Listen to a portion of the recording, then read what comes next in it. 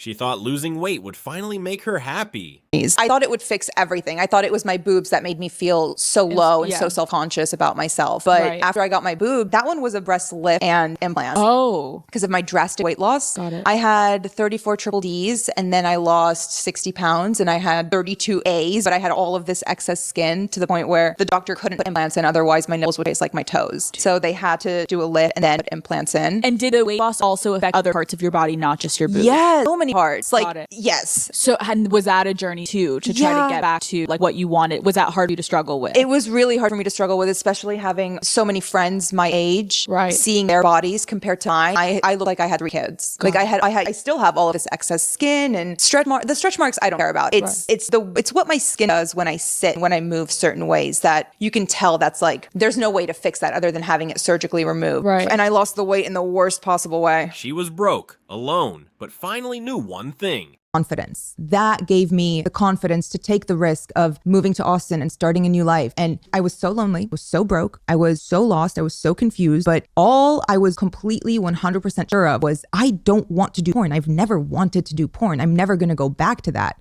And standing firm on my ground in my morals, in my boundaries, in just everything, that was like the tiniest glimmer of confidence starting to grow. Standing firm in my boundaries, even if I didn't know that was a boundary. I couldn't pinpoint it. I couldn't call it that. I didn't know what it was. I didn't have the verbiage or the knowledge or the self-awareness to call it what it was. But that was how it started. I would not, if I hadn't moved to Austin, I wouldn't have started therapy. I wouldn't have, that was the domino effect of, in a positive way in my life. It could have gone a completely other way, and it does so many people. And She says the internet was always her natural playground.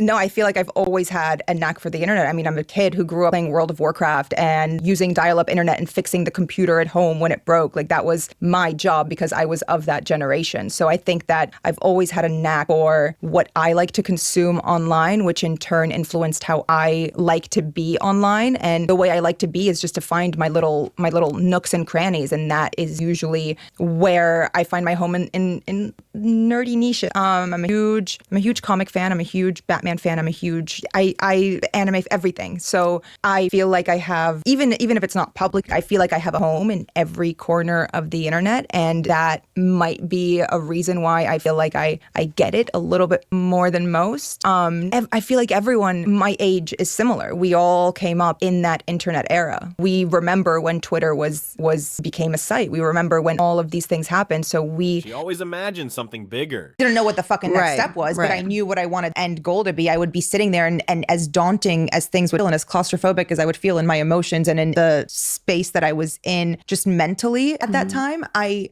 always knew that if I was 21, I would always think like, okay, eventually I'm going to be married. I'm going to have a family. I'm going to drive a SUV. I'm going to eventually that's going to be my life. I don't know how the fuck I'm going to get there, but I don't think I've ever been bored in my life because I just go into these maladaptive daydreams and I scenarios I want out of my life and things I want out of it. And do you think that's manifesting kind of separately than just also survival mechanism? As I've gotten partly survival mechanism for a really long time, but as I've gotten older, I realized that I joke and say I failed upwards, but I feel like I do fail upwards because I just want things so badly and following my gut and my intuition. The age reveal gets brutally funny. Oh yeah, I'm 33. Oh. You're the only person that's surprised by that. Usually I come in and people are like, I thought you were like my age. No. Oh Jesus, you got to just fucking do that to me. It's just, I'm gonna die in 3 years. Yeah, dude. Oh no, you know what? Life expectancy is like. Yeah, not for me. No. I haven't been taking care of myself. It's it's bad. It's gonna be one of those things where I actually die in the next 3 years, and they're gonna be like, Philip DeFranco knew. I need to just do that all the time. Khalifa killed Philip DeFranco. You wanted to keep me on schedule. I appreciate that.